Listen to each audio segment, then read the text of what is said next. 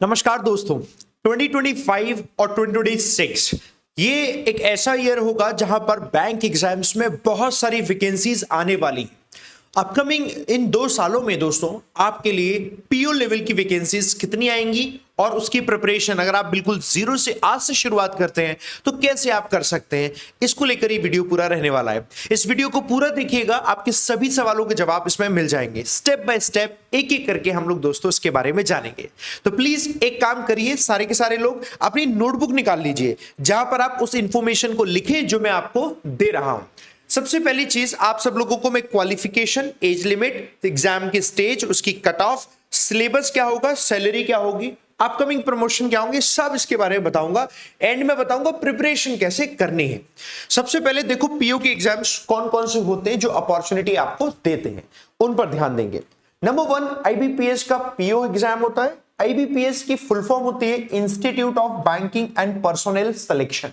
ये आईबीपीएस में पीओ का फॉर्म जो आता है वहां से जितनी भी नेशनलाइज्ड बैंक्स हैं सिर्फ एसबीआई को छोड़कर उन सभी में प्रोबेशनरी ऑफिसर यानी पीओ की पोजीशन आपको मिलती है।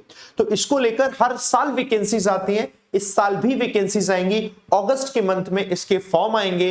देन उसके बाद 2 महीने के अंदर प्रीलिम्स होगा और उसके अगले 1.5 महीने बाद आपका मेंस एग्जाम एंड देन फिर उसके बाद इंटरव्यू होता है। ये है आईबीपीएस पीओ। तो पीओ की वैकेंसीज होती है जो आईबीपीएस कंडक्ट करवाता है। यहां पर आपने पहला इंफॉर्मेशन ये जान ली, कंडक्ट आईबीपीएस करवाता है ये एग्जाम। और इसमें जब पोस्ट मिलती है तो पोस्ट यही प्रोबेशनरी ऑफिसर की पोस्ट मिलती है। जब आप बैंक में जाते हैं असिस्टेंट मैनेजर बनके, वो यही होता है। जितनी भी पब्लिक सेक्टर बैंक्स होती हैं एसबीआई को छोड़कर, क्योंकि एसबीआई का पेपर अलग से एसबीआई खुद कराता है, वो आईबीपीएस पीओ नहीं कराता, ये अपना एसबीआई का पेपर अलग से कराता है। एसबीआई पीओ ये खुद स्टेट बैंक ऑफ इंडिया ही कराता है। तो इसके अलग से फॉर्म निकलते हैं। तो आपके सामने दूसरी अपॉर्चुनिटी ये हो गई। तीसरी अपॉर्चुनिटी होती है आईबीपीएस में आरआरबी पीओ। आरआरबी की फुल फॉर्म होती है रीजनल रूरल बैंक्स, यानी जो ग्रामीण बैंक हैं हर एक अपनी अपनी स्टेट की उन ग्रामीण बैंक में नौकरियां निकलती हैं और ये स्टेट के हिसाब से नौकरी है। अगर आप उत्तर प्रदेश से अप्लाई करते हैं तो आप लाइफ टाइम आपकी जॉब उत्तर प्रदेश में ही रहेगी, मध्य प्रदेश में है तो वहां रहेगी, गुजरात है तो वहां रहेगी। इन बाकी दोनों पोजीशन में ऐसा नहीं है, ऑल ओवर इंडिया की वैकेंसीज होती है। कहीं भी आपका ट्रांसफर हो सकता है, कहीं भी आपको पोजीशन पोस्टिंग जो है मिल सकती है। ये हमारी 3 जो है मेजर एग्जाम्स हैं जो पीओ एग्जाम्स होते हैं। अब पीओ एग्जाम्स में इनके अलावा भी पेपर आते हैं जो कि इंडिविजुअल कोऑपरेटिव बैंक्स के होते हैं। अदरवाइज बाकी भी जो बैंक्स आती हैं उनके भी पेपर होते हैं, उसको मैंने इसमें शामिल नहीं किया है क्योंकि उन सब की प्रिपरेशन सेम इन्हीं के जैसे ही होती है। अगर आपने इनकी प्रिपरेशन की तो बाकी सब एग्जाम्स की प्रिपरेशन बाय डिफॉल्ट हो जाएगी, क्योंकि सबसे डिफिकल्ट अगर कोई पेपर होता है बैंक में तो वो एसबीआई का पीओ का पेपर होता है। तो इस लेवल की प्रिपरेशन करने का मतलब है बाकी सबकी प्रिपरेशन आपकी आराम से हो गई है ना। तो ये है हमारा पीओ एग्जाम्स के बारे में पता चल गया, नंबर 1। Number 2 eligibility. अगर आपकी ग्रेजुएशन हो रखी है, क्वालिफिकेशन में कितना भी उसमें स्कोर हो रखा हो कोई फर्क नहीं पड़ेगा, ग्रेजुएट है तो आप एलिजिबल हैं क्वालिफिकेशन में। That's it. ग्रेजुएशन आपने करी हो किसी भी यूनिवर्सिटी से, आप वहां पर एलिजिबल हैं। एज में आईबीपीएस पीओ और एसबीआई पीओ में आप 20 से लेकर 30 इयर्स आपकी एज क्राइटेरिया होता है अगर आप जनरल कैटेगरी में हैं यानी अनरिजर्व्ड कैटेगरी में हैं। बाकी अगर आप रिजर्व्ड कैटेगरीज में आते हैं तो उसमें रिलैक्सेशन मिलता है, अपर एज लिमिट का रिलैक्सेशन मिलता है कि आप 30 से लेकर 33 भी हो सकते हैं, 3 साल का रिलैक्सेशन ओबीसी कैटेगरी के लिए होता है, एससी कैटेगरी के लिए और एसटी कैटेगरी के लिए 5 साल का होता है। तो वो हर एक गवर्नमेंट बैंक्स में होता है, गवर्नमेंट जॉब में होता है, तो वो यहां पर भी होता है। बाकी जो आरआरबी का पीओ होता है वो 18 साल से लेकर 30 साल रहता है। तो ये आपको पता चल गया एलिजिबिलिटी क्राइटेरिया कब से लेकर कब तक के बीच में आप अप्लाई कर सकते हैं।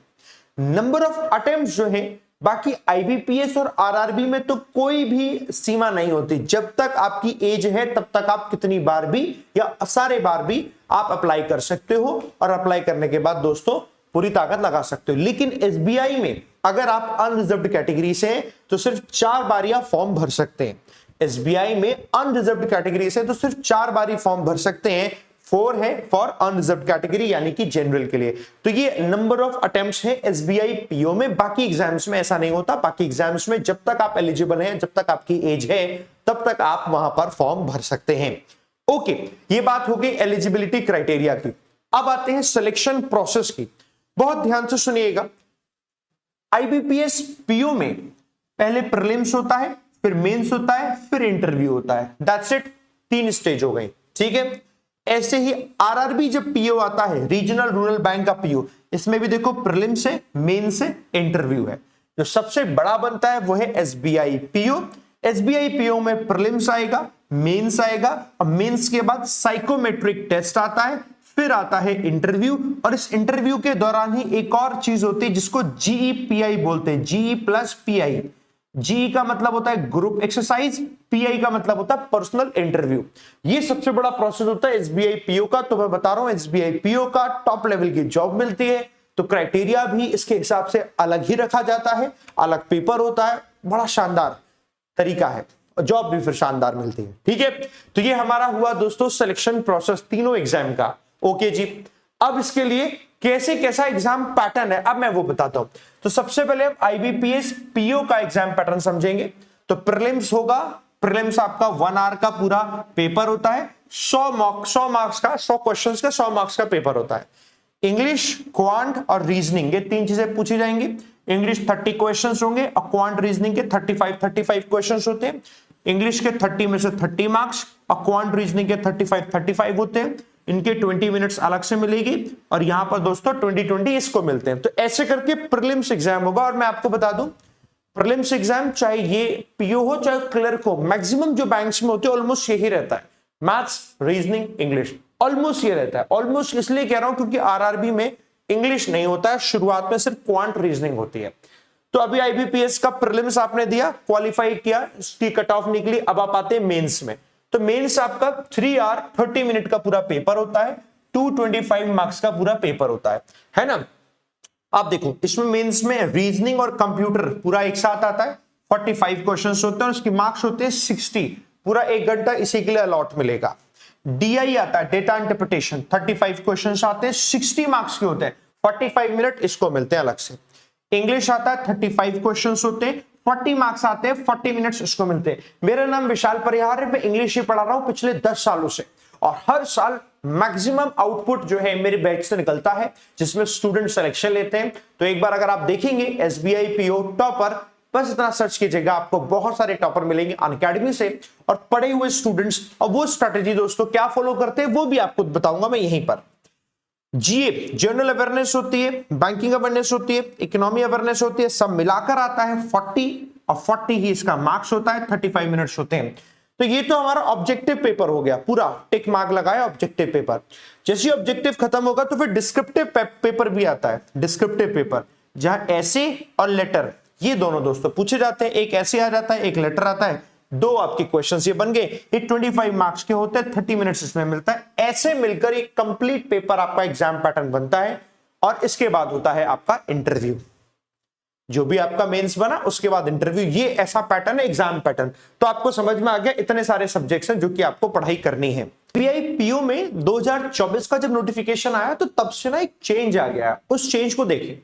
प्रीलिम्स में 1 आवर और 100 मार्क्स तो होते हैं, बढ़िया वेटेज बदल गया है। इंग्लिश को 40 क्वेश्चंस आने लग गए हैं, 40 मार्क्स के 20 मिनट से, और बाकी रीजनिंग यानी क्वांट और मैथ्स, क्वांट और रीजनिंग में दोनों में 30 हो गए। यहां से इनके 5 कम कर दिए गए। आप तो टोटल देखा जाए तो 40 उधर कर दिया गया और इनको 30 कर दिया गया। ये चेंज आ गया है प्रीलिम्स एग्जाम में। ऐसी मेंस में भी चेंज आया है। मेंस का चेंज ऐसा है, रीजनिंग कंप्यूटर मिला के 40 क्वेश्चन से 60 मार्क्स हो गए, 50 मिनट्स है। Data analysis and data interpretation के 30 ही क्वेश्चन है, लेकिन मार्क्स कितने 60, डबल कर दिए। हर एक क्वेश्चन देखो 2 मार्क का हो गया। इंग्लिश में 40 क्वेश्चन है, इसको आधा कर दिया, मार्क्स रह गए 20, लेकिन टाइम पूरा है 40 मिनट्स, है ना। GA, banking awareness, general awareness, economic awareness सब पूरा 60 है। हर एक क्वेश्चन 1 मार्क का 60 हो जाएगा ऐसे। और डिस्क्रिप्टिव का दोस्तों आपको अलग से 50 क्वेश्चंस, मतलब क्वेश्चंस 50 नहीं 50 मार्क्स का हो जाता है। क्वेश्चन तो पहली बार आए हैं, और अब जो है जैसे आईबीपीएस पीओ में होता है लेटर लिखना है, ऐसे लिखना है, वो यहां नहीं आता। अब इसमें ईमेल राइटिंग लिखवाई जाती है कि ईमेल राइटिंग लिखो, रिपोर्ट राइटिंग लिखो, प्रेसी राइटिंग लिखो, और वो आपका दोस्तों 50 मार्क्स का होता है, आधा घंटा इसको मिलता है डिस्क्रिप्टिव है। तो ऐसे करके 3 आवर्स 30 मिनट का ये भी होगा, 250 मार्क्स का ये पूरा टोटल बनता है। वो 225 का बनता है, ये 250 का बनता है। और ऐसा होने के बाद अगला स्टेप आता है साइकोमेट्रिक टेस्ट का। इसका कोई स्कोर नहीं होता है, नॉन स्कोरिंग है, बट ये टेस्ट होता है चेक करने के लिए, वो चेक करते होंगे अपने हिसाब से। फिर उसके बाद दोस्तों आपका ग्रुप एक्सरसाइज और ग्रुप, जिसको हम जीडी कहते हैं, ग्रुप डिस्कशन भी कहते हैं, ग्रुप एक्सरसाइज और इंटरव्यू दोनों मिला के 50 मार्क्स का आपका टोटल ये होता है। देन उसके बाद आपकी कट ऑफ निकल कर आती है ना। यहां तक इंफॉर्मेशन जो कि दोस्तों मैंने आपको दी, है ना। अब एसबीआई पीओ के बाद जो ग्रामीण बैंक है आरआरबी, तो आरआरबी के बारे में समझते हैं। देखिए आरआरबी का प्रीलिम्स का पैटर्न थोड़ा स्लाइड डिफरेंट है। कैसे? 45 मिनट मिलेंगे और 80 मार्क्स होते हैं टोटल। सिर्फ 2 ही सब्जेक्ट आपको प्रीलिम्स में मिलेंगे, reasoning and quant. Reasoning 40, quant 40 marks ऐसे करके आपका बनेगा। ये बस प्रीलिम्स में बस उतना आएगा। और जब मेंस आएगा तो मेंस में देखो, reasoning 40 questions 50 marks, quant 40 questions 50 marks, GA 40 questions 40 marks, computer 40 questions 20 marks. English और हिंदी में से कुछ एक आपको चूज करना है। ये बहुत अच्छी चॉइस है उन लोगों के लिए जो लोग हिंदी को बहुत अच्छे से कर पाते हैं। और भी एग्जाम्स जो देते हैं जहां पर हिंदी आती है एज अ सब्जेक्ट, वो हिंदी चूज करते हैं आरआरबी में। बट बाकी स्टूडेंट जो इंग्लिश को एज अ सब्जेक्ट चूज करते हैं, क्योंकि और भी बैंक एग्जाम्स की प्रिपरेशन करते हैं, जो SBI PO, IBPS PO, SBI clerk, IBPS clerk की प्रिपरेशन करते हैं, वो तो सब इंग्लिश चूज करते हैं। और उन्हें इंग्लिश ही चूज करनी चाहिए क्योंकि उन्होंने इंग्लिश को ही ज्यादा पढ़ा हुआ होता है, तो बेहतर स्कोर वो इंग्लिश में कर पाएंगे। तो ये ऑप्शन होते हैं यहाँ पर, 40 क्वेश्चंस होते हैं, 40 मार्क्स होते हैं, आप इसमें से कोई एक चूज करेंगे, दैट्स इट। यहां कोई डिस्क्रिप्टिव पेपर नहीं होता जैसे कि आईबीपीएस पीओ और एसबीआई पीओ में होता था। वहां डिस्क्रिप्टिव भी होता था बट यहां नहीं होता। इसके तुरंत बाद अब इंटरव्यू होगा, दैट्स इट, बस। इसके बाद इंटरव्यू हो जाएगा, बस एंड। ये हो गया हमारा एग्जाम पैटर्न। उम्मीद है सबको समझ में आ रहा होगा। तो प्लीज लाइक बटन में जरूर प्रेस कर दो, चैनल को सब्सक्राइब कर लीजिए सारे लोग, है ना। अब हम आगे बढ़ते हैं सैलरी और करियर ग्रोथ पे। अब जो भी सैलरी यहां लिखी है इसको एज इट इज मत मान लेना, क्योंकि सैलरी ना वेरी करती है, अलग अलग जिस शहर में आप पोस्टिंग होती है उस शहर के हिसाब से वेरी करती है। बट मैं आपको एक अप्रोक्सीमेटली अमाउंट आपको बताऊंगा, उस अमाउंट को ध्यान रखना। पहली चीज आईबीपीएस पीओ में ये मैंने बेस लिख दिया है, अब इसको एकदम एग्जैक्ट बेस मत मानना, और भी बहुत सारी चीजें ऐड होती हैं। मोटा मोटा मान के चलो in and salary IBPS PO में आपके सामने 71,000 से 85,000 के बीच में आपको मिलती है ना। और एसबीआई पीओ जाओगे तो 95,000 तक पहुंच जाती है ना। कुछ केसेस में 1 लाख से ऊपर भी पहुंचती है, बट ज्वाइनिंग में शुरुआत में नहीं पहुंचेगी। आरआरबी पीओ में जाओगे तो 85,000 के आसपास तक यहां पर भी पहुंच जाती है। इन दोनों में सिमिलर तक पहुंच जाती है सैलरी। इन एंड की बात कर रहा हूं। अब जैसे देखो आईबीपीएस पीओ आप बन के जाओगे तो स्केल 1 ऑफिसर बनोगे, ग्रोथ आपकी होगी, स्केल 2 बनोगे आप, स्केल 3 बनोगे, एजीएम बनोगे, डीजीएम बनोगे बैंक में। एसबीआई में जब आप जाओगे तो इसमें अच्छी ग्रोथ क्या है, इसमें और तेजी से प्रमोशन मिलता है। इसी में भी ये वाली पोस्ट इसमें भी होती है, पर इसमें एक चीज और एक्स्ट्रा होती है कि आपकी फॉरेन पोस्टिंग के चांसेस बहुत होते हैं। मेरे तो बहुत सारे स्टूडेंट्स हैं जो फॉरेन जाते हैं, उनकी पोस्टिंग ही फॉरेन हो जाती है, वो ट्रेनिंग के लिए भी जाते हैं फॉरेन कंट्रीज में, बहुत सारे स्टूडेंट जाते हैं। आप भी जाएंगे, एक टाइम ड्यूरेशन हो जाता है एसबीआई में जॉब करते करते। जब आपको टाइम हो जाए 7 साल 8 साल और अच्छा आपने परफॉर्म किया होता है, इंटरनल एग्जाम्स भी निकाले होते हैं, तो आपको अपॉर्चुनिटी जल्दी मिलती है। और ये अच्छी बात है, अपॉर्चुनिटी मिलनी चाहिए। बट जो आरआरबी में, आरआरबी तो रीजनल रूरल बैंक है तो उसी स्टेट में रहेगी, तो ये लोकल पोस्टिंग ही रहती है इसमें, और ट्रांसफर भी आपका उसी लिमिटेड एरिया में होगा, उसी उतने ही जो स्टेट में आप जॉब कर रहे हैं। तो सबके अपने फायदे हैं और सबको अपने हिसाब से देखना है कि भाई किस में मेरे को जॉब करनी है। और सबसे बड़ी बात तो गवर्नमेंट नौकरी है, मिल जाती है, वो सबसे ज्यादा जरूरी है। आज हमारे देश में इतनी ज्यादा बेरोजगारी है, आज बच्चा इतना पढ़ा लिखा है उसके बावजूद भी उसे नौकरी नहीं मिलती। तो आपको तो इन तीनों में से जो मिल जाती है उसको लीजिए, सभी में अच्छे बेनिफिट्स है ना। अच्छा जी, इसके बाद क्या तरीका है या क्या चीजें हैं that make selection process difficult. मैंने 3 पॉइंट लिखा है। पहला पॉइंट, ह्यूज कंपटीशन। हर बार 20 से 25 लाख एस्पिरेंट्स हैं जो कि तैयारी करते हैं, फॉर्म भरते हैं, और उसके बाद दोस्तों इतने सारे स्टूडेंट्स में कंपटीशन बाय डिफॉल्ट बढ़ता है। जो कट ऑफ निकलती है वो नॉर्मलाइजेशन तरीका होता है, उन सब में इसका इंपैक्ट आता है। ये एक बड़ा पहला डिफिकल्ट जैसे बनाता है। दूसरा, जो प्री एग्जाम होता है ना तीनों एग्जाम का, वो स्पीड बेस्ड होता है, चेक की जाती है स्पीड आपकी कितनी है। लेकिन जो मेंस एग्जाम होता है ना वो कॉन्सेप्ट बेस्ड होता है कि आपका कितना डीप अच्छा मजबूत कॉन्सेप्ट है। जितना पावरफुल कॉन्सेप्ट आपका है उतना अच्छा आपके सिलेक्शन के चांसेस है। टाइम वहां ज्यादा होता है, कॉन्सेप्ट डीप तरीके से चेक कर रहा होता है आईबीपीएस पीओ, आरआरबी पीओ और एसबीआई पीओ, है ना। ओके, लास्ट सबसे ज्यादा जरूरी, अगर लैक ऑफ कंसिस्टेंसी हो गई तो दोस्तों पीछे रह जाएंगे। मेंटोरशिप सही नहीं मिली तो आप पीछे रह जाएंगे, राइट मटेरियल सही नहीं मिला तो हम पीछे रह जाएंगे। हमारे पास YouTube पर बहुत मटेरियल है, इतना मटेरियल है, वेबसाइट पर इतना मटेरियल है, ई बुक्स, पीडीएफ्स, मार्केट में बुक्स, बहुत सारी टेस्ट सीरीज की सही पता कर पाना बहुत मुश्किल है। और सही पता नहीं हुआ तो शुरुआत के 2 से 3 साल ऐसे वेस्ट हो जाते हैं आपके कि आपको लगता है कि यार बेकार हो गया बहुत ज्यादा। और वो बहुत बड़ा डिमोरलाइजिंग फैक्टर होता है कि इतना पीछे मतलब हो जाने के बाद फिर से उतनी ही एनर्जी के साथ प्रिपरेशन कर पाना। हालांकि कर तो फिर भी पाते हैं स्टूडेंट्स, बट ऑब्वियसली क्यों ऐसी चीजों में पढ़ा जाए, इसके लिए मैं आपको बताता हूं ये 3 चीजें जिसकी वजह से सिलेक्शन थोड़ा डिफिकल्ट हो जाता है। मैंने एक लाइन लिखी है, स्मार्टली कैसे प्रिपेयर करें। क्या यूट्यूब पर सारा कंटेंट है? हाँ जी बिल्कुल है। यूट्यूब से टुकड़े मिलेंगे, टुकड़े मिलेंगे मतलब क्या है, टुकड़े टुकड़े में आपको पूरा का पूरा सिलेबस मिलेगा। इंग्लिश का भी टुकड़ों में मिलेगा सिलेबस, रीजनिंग का भी, क्वांट का भी। रीजन बताता हूं क्या है, अगर हम लोगों ने भी जो कंटेंट पढ़ाया हुआ होता है एक बार सीक्वेंस में, तो वो सीक्वेंस का भी कंटेंट ना हम पढ़ा ही नहीं सकते। रीजन कि जब हम पढ़ाते तो स्टेप बाय स्टेप आगे बढ़ते हैं कि अब हमने एक स्टेप किया, सबसे डाउट पूछ लिए, सबको क्लियर हो गया, अब हम और आगे बढ़ रहे हैं। फिर सबसे डाउट पूछे, क्लियर हो गए, अब हम और आगे बढ़ रहे हैं। अब हम कर रहे हैं क्वेश्चन प्रैक्टिस, क्वेश्चन प्रैक्टिस करने के बाद वहां सबके डाउट हुए, अब हम अगले स्टेप पे जा रहे हैं। वहां अगले स्टेप पे जाते ही तब है जब सबके डाउट्स क्लियर हो रखे होते हैं। और वो पेड क्लासेस में पॉसिबल हो पाता है जहां 1-to-1 मेंटोरशिप होती है। आपको कोई डाउट है तो आप पूछ सकते हैं, हैंड रेस किया, आपने पूछा, डाउट पूछा, आप क्लियर करके आगे बढ़ रहे हैं।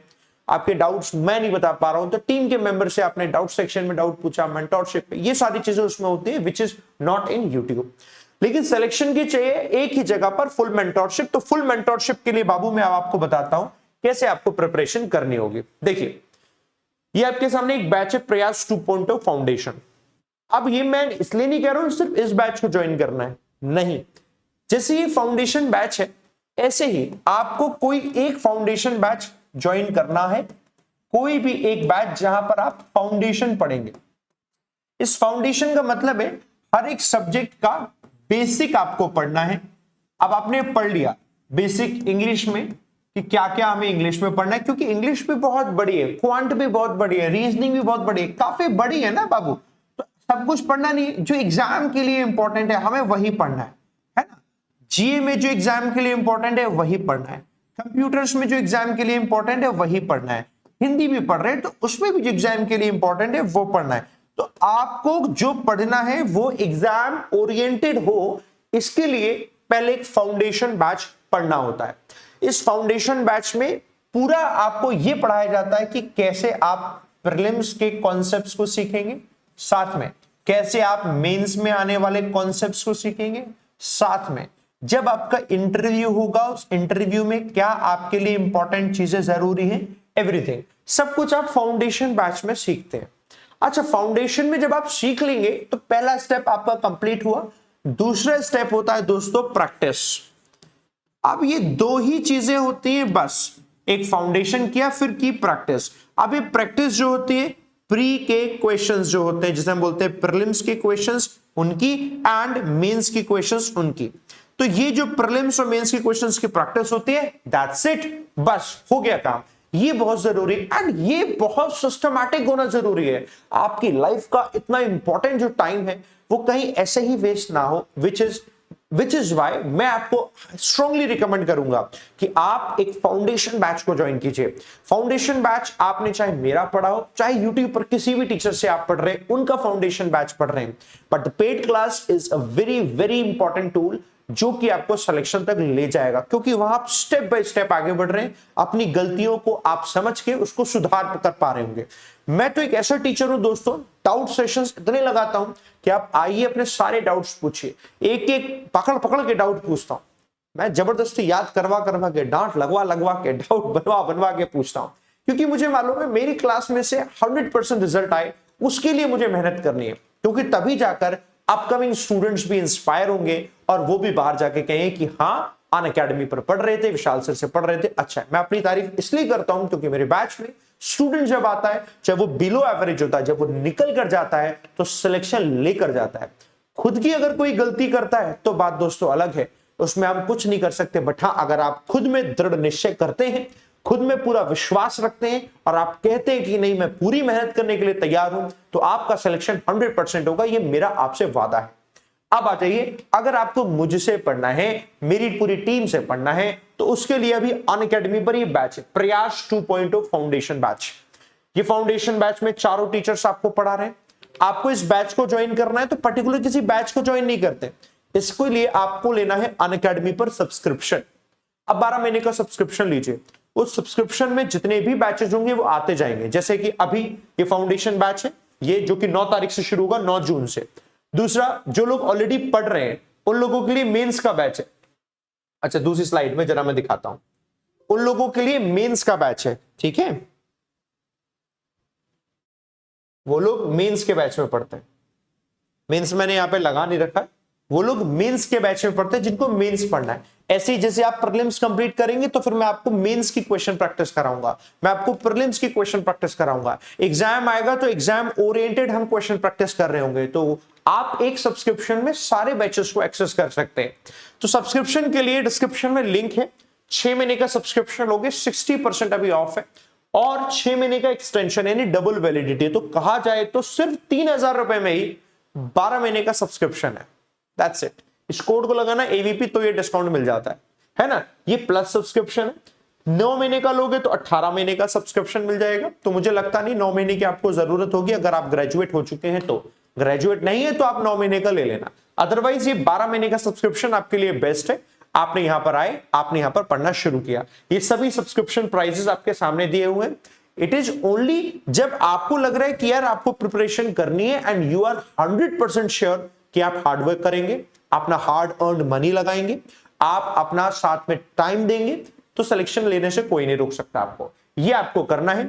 अनअकैडमी में 2 टाइप के सब्सक्रिप्शन है, एक तो प्लस सब्सक्रिप्शन मैंने आपको बताया, दूसरा आइकॉनिक सब्सक्रिप्शन। अगर आपको बुक्स चाहिए, बुक्स परचेस करनी है, तो उसके लिए दोस्तों ये सब्सक्रिप्शन डिस्क्रिप्शन में लिंक है आपके लिए, आप आइए और उसको अपने अकॉर्डिंग बढ़ाइए। अभी आरआरबी का बैच चल रहा है, आप देखो अगस्त आएगा तो यहां से आईबीपीएस पीओ के बैचेस चलेंगे। ये वो प्रैक्टिस बैचेस है जो इनके चलेंगे, बट फाउंडेशन बैच स्टार्ट हो चुका है। इस फाउंडेशन बैच में शाम को 7 बजे मैं पढ़ा रहा हूं, आप आइए, इसे एनरोल कीजिए और पढ़ना शुरू कीजिए, है ना। बात रही इसमें कट ऑफ कितनी जाती है, हर साल कट ऑफ अलग अलग जाती है और हमें हर तरीके से प्रिपरेशन करनी है। तो इस साल कट ऑफ जब आप आएंगे, क्लास में पढ़ेंगे, तो हर एक बैच के स्टार्ट में सब बताया जाएगा। अपकमिंग क्लासेस हैं तो कैसे कैसे आपको पढ़ना है, पहले से कोई गेस नहीं कर सकता कि क्या कट ऑफ हो सकती है, बट हाँ ओवरऑल क्या हो सकता है ये सब कुछ पता होता है और उसके हिसाब से हम लोग प्रिपरेशन करते हैं। उम्मीद है आप सबको एक पूरी कंप्लीट इंफॉर्मेशन इस वीडियो में मिली है, और यस मिली है तो कमेंट में मुझे बताइएगा कि yes sir we got all the information. इसके अलावा भी आपके जो डाउट्स हैं कमेंट बॉक्स में प्लीज बताइएगा, क्योंकि उसी के बाद ही मैं आपके लिए वीडियो कर पाऊंगा और आपको सही एडवाइस दे पाऊंगा। Thank you very much. जय हिंद, जय भारत।